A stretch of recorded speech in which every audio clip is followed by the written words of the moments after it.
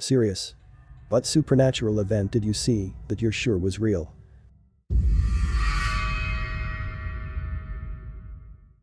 This is not my first-hand experience, but it happened to my mom when she was 10 years old. It happened in 1980s India, in which the bathrooms weren't attached to the bedroom or the house, but you'd have to walk into your backyard where the bathrooms are constructed as a separate building instead of an attached bathroom. So, one chilly December night, Mom went to take a leak in the bathroom, but since it was dark and she was scared to go walk till the end of the big backyard, she asked her mother to accompany her till the bathroom. My mom went inside, finished her business and came out of the bathroom. Suddenly, she sees a lady standing right next to her mother and was surprised that until now there was no one except her mother, and this lady showed up. She assumed that the lady might be one of the farmers her father employed to work on his farm and she might have needed some money. Mom then asks the lady, "Hey, who are you? What are you doing here this late in the night? Dad's not here, he's out running some errands, please come back tomorrow."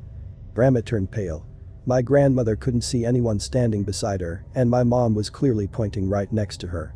Grandma didn't take any chances, she grabbed her daughter and rushed inside the house and asked her daughter who has she seen and what did she look like. Mom described the lady as a stout and tall woman wearing a red sari, typical Indian dress, and had a grey color necklace. Grandma herself was scared because she once saw the same lady few years back in the backyard but never told anyone about it. Grandma started chanting holy mantras in Hinduism and waited until Grandpa arrived. When Grandpa heard the whole ordeal narrated by Grandma, he gave a nod like he knew what or who it was based on the description given. He calmly went and grabbed a family album and showed it to Grandma and Mom, and sure as hell that lady was my mom's grandmother and she died way before Grandma and Grandpa got married. He said he himself saw her few times in the backyard and reassured Mom and Grandma that nothing is going to harm them. He said that his mother loved sitting in the same backyard during chilly winter nights and that she loved this house to death. The word has it that, in the ancestral home, her spirit still wanders during winters and the neighbors insist that they saw her several times in the backyard just sitting and staring at the sky.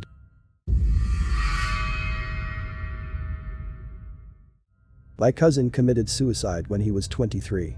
Entire family was devastated. My other cousin, his sister, was his favorite person in the world. About 2 hours after his body had been found, my cousin, who I was with at the time, got a call from his number. It was nothing but silence and occasional white noise. After keeping the call going for roughly 5 minutes, I told her to just hang up. A few minutes after hanging up and she gets a text from his number saying something along the lines of, "I'm sorry. I love you. I hope you can forgive me." What freaked us out was that the cops still had his phone in evidence, and this was back before scheduled texting was a thing. Either a sick prank by some cops or something else. In November of 2011, my mother had her second major stroke and had to be put into long-term care because we just couldn't give her what she really needed. My husband and I had recently moved out of state to his first military duty station. Luckily, it was only a 5-hour drive and we were able to spend Thanksgiving with my dad that year. The house I grew up in had always been creepy. Over the years, we heard footsteps upstairs when we were all downstairs, we saw shadows, doppelgangers and things that just shouldn't have been there. I hated leaving my dad alone there, as he was ill. At that point, we didn't know it was cancer, just that he was slowing down. We convinced him to come live with us, but couldn't bring him right away because he had to sort through 30 years of accumulation and we were living in a 1-bedroom house. We made plans to come back and bring him home with us around the first of the year 6 weeks later. My dad hated talking on the phone. He grew up before people really even had landlines and just never really liked phones. After we got home, he called me every single day. I knew something was up because this is the man who would cuss out his cell phone until it stopped ringing. He wouldn't elaborate, he would just admit the house was getting weird. My husband was finally granted a few extra days leave after New Year's and we went to get my dad. The 2 nights we spent in that house are something I'll never forget. I honestly think whatever was in that house was pissed we were all moving out for good. Things would move on us or be in a different box than we had packed it in. We were hearing strange knocks on the walls and faint voices in rooms nobody was in. We only slept there 2 nights. The first night, my husband and I were trying to go to sleep and we started hearing stomping upstairs. The attic was huge and had previously been my room as a teenager. It has hardwood floors and had wooden enclosed steps.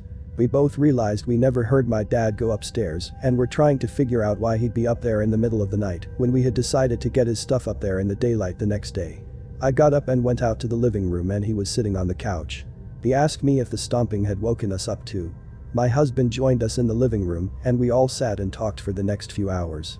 In that time, my dad finally told me the footsteps had become a nightly thing. It sounded like something frantically pacing back and forth where my bed used to be up there.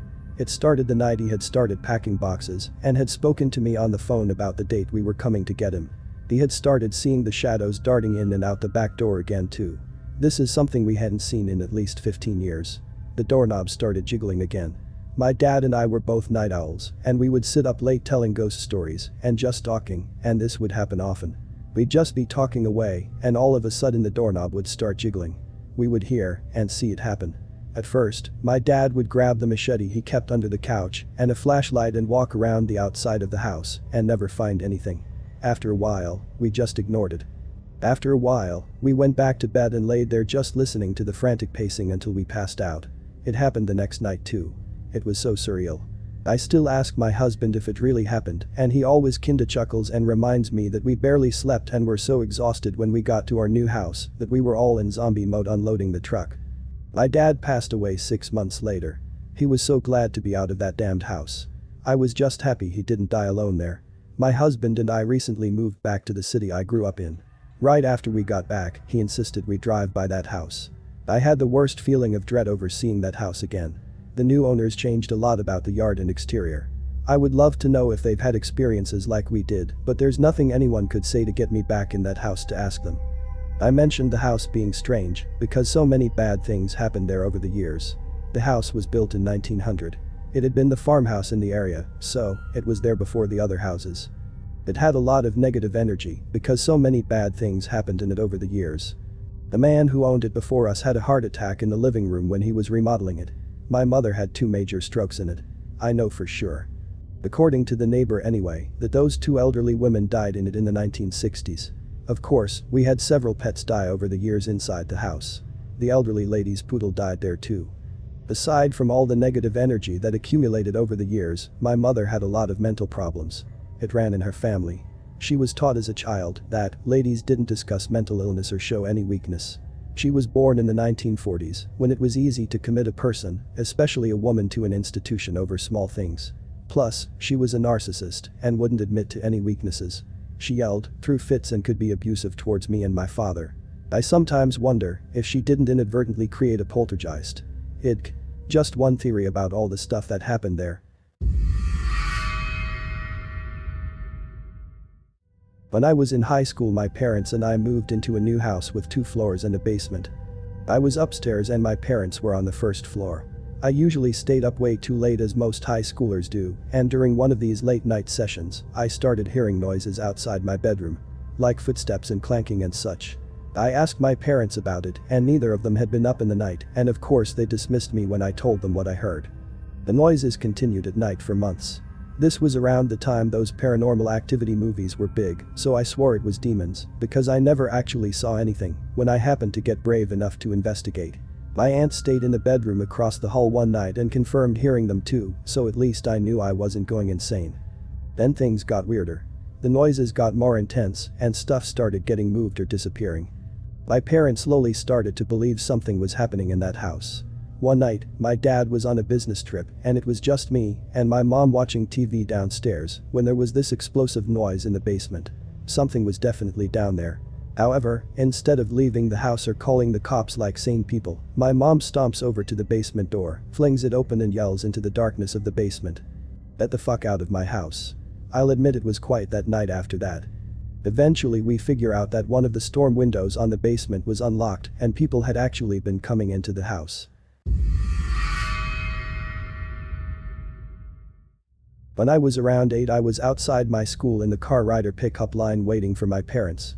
We were all sitting in the front courtyard area and being a bit of a loner, I was sitting there listening to the kids around me talk and play. Across the street was a huge beautiful old oak tree with a massive plume of leaves that were turning colors of orange and red as fall was coming. I was watching the leaves sway in the wind and listening to rising and falling rustle produced. At some point I think I went into a trance watching the leaves and listening to the wind as everything seemed to fade away except for the tree and wind. It was then I started hearing voice. It seemed to come from the sound of leaves rustling but was also separate from them. It was a whisper that seemed to come from a distance. That may sound cliche, but that's the only way I can describe it. It simply said, "A big one is coming." A bit startled and confused, I said I didn't understand. It repeated itself. I said I didn't know what it meant, and it replied, "You will see." And that was the end of it. Everything seemed to come back into focus. I told my parents, who were spiritual, and they were a bit concerned but not alarmed. There had been stories of people in our family who had odd things happen to them. My dad even had a few stories of his own. A week later, I was at my cousin's house at dusk playing with them on the trampoline. I was laying on the trampoline resting after playing for the last few hours, while my two cousins were sitting on the edge talking. The wind started as a light breeze, but then picked up to a steady gust. It happened again. This time it said, "It's coming. It's coming, and they don't know." I asked who they were and what it was. It replied back, "Too late, it's here." That was the end. About 10 minutes later, the back door swung open to my uncle's trailer, and my aunt started yelling for us to come in. On the news, they were reporting about a tornado that had quickly spawned above a town about 30 minutes north of us. It killed over a dozen people because it spawned so quickly that there was no warning. I've never had that happen again, and I'm not sure I'd want it to. I swear there were ghosts following me for a few years. In college, I started to notice that when I was alone, I'd hear little shifting sounds. Just the sound of something moving slightly. Little things would fall off a shelf, but nothing that would break. It happened at work when I was alone, in my house, especially when alone, just anywhere really. I start to think now that something is there. However, I wasn't that scared because I thought if this was actually a violent ghost, they'd be breaking stuff. So I just out loud one day say, "You know, you can hang out with me if you want, but you don't need to make all the noise." Then, it stopped. I never heard the sounds for months. Then it started again. I told my roommate, and she was creeped out. Her friend came to stay one night, and my roommate did not mention anything about my story. Next day, her friend says she woke up in the middle of the night and swore she saw two Victorian-era looking boys taking their coats on and off. So we figure this must be the ghosts. So I say again, "Please stop making this noise. You can be around me and play with me, I'll be your friend." The noises stopped and I didn't really notice it again.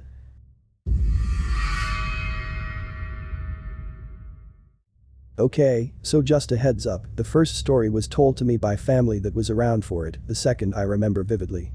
When I was young, like 2 to 3, my mother was walking me down the hallway to take a nap in her boyfriend's house. I stopped and told her, "I can't go there." When she asked why not, I told her, "'Cause Baba and Tim are sleeping there." We all later found out that her boyfriend had killed his parents in the hallway.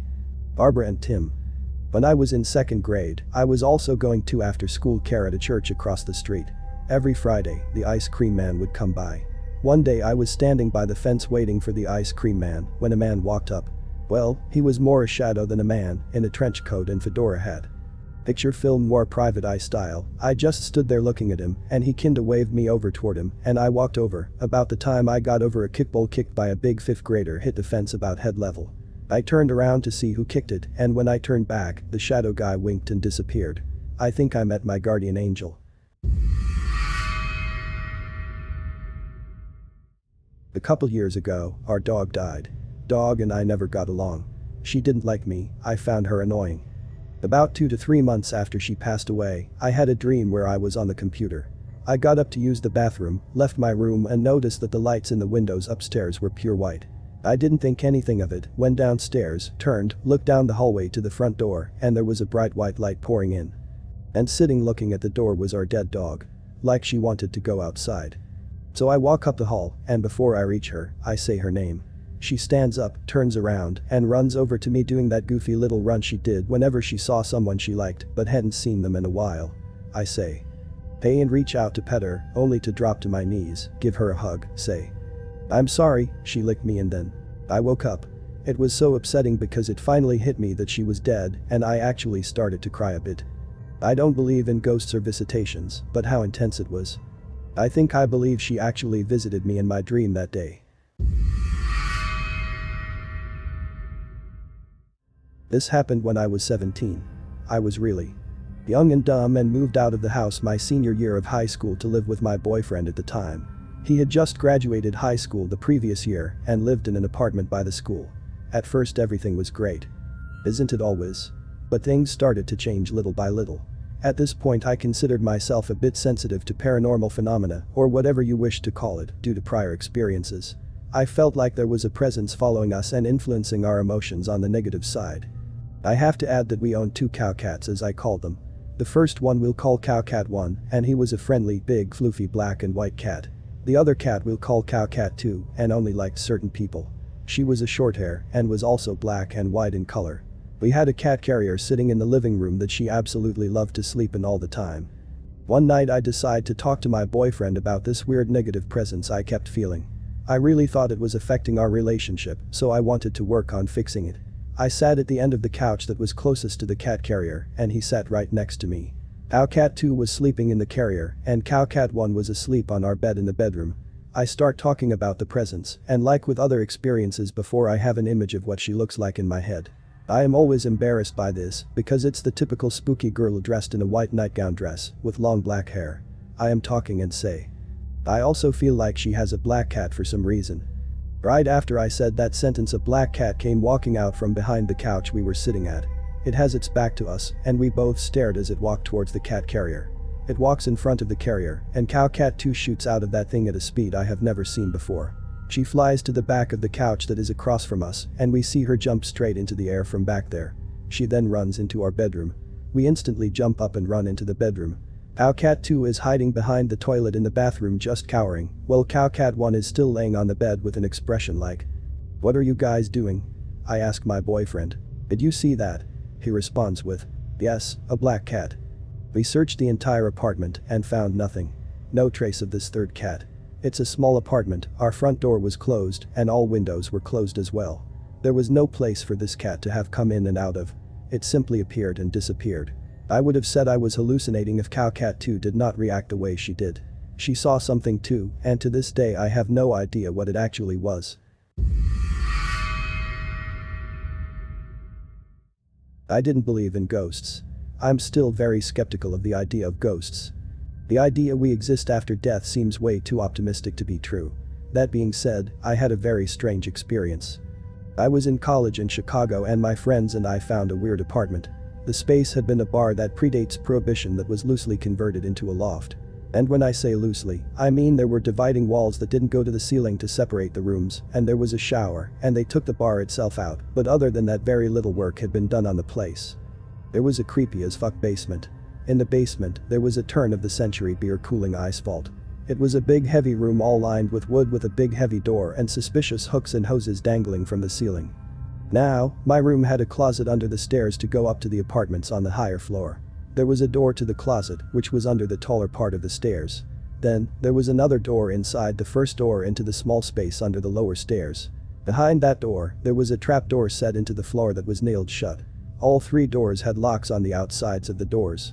Curious as to where the trapdoor went, I looked around in the creepy basement, only to find the trapdoor in my room led to a space in the basement that was completely walled off, like a room with no door. One day, I was sewing in my room, and the closet doors kept popping open on their own. We used to joke there was a ghost, because of the creepy basement. I thought the ghost was just a joke, and my closet door kept popping open, because of a draft or something. I kept shutting it, it kept popping open. Eventually I got pissed because every time the door popped open it would hit my chair and disrupt my sewing. I actually latched the door shut. I sit back down. And right before my eyes I see the latch pop open for no fucking reason, and the doors swung open with force and smacked my chair really hard. Pissed, I stood up and said, "Fuck off you stupid ghost, I am trying to get work done." And the doors swung shut on their own, and then I saw the latch drop back into place on its own, and the doors never popped open on their own again after that. I feel a little bad. Sorry I yelled at you, spooky ghost. I thought I was just fucking around, but if ghosts exist I yelled at you way too harshly over some chair bumping. There was also the microwave incident at this place. It was a normal microwave, and we brought it in, and it had never done anything weird before, but one day. Before the closet incident, it just started wigging out. It kept turning itself on and nuking nothing when no one was in the room or had even touched it, and it just flipped out one day and literally started flashing 666 on the number display, so that was creepy. Also, all 4 people who lived there went in okay and ended up moving out after every individual there had some sort of epic and unexpected nervous breakdown. Not about the ghost, we considered the ghost a joke and the microwave to be faulty somehow, and we lived there less than a year. Thanks for watching. If you like the video, please drop a like, and to stay up to date with my latest videos, make sure to subscribe to this YouTube channel by clicking the button under this video.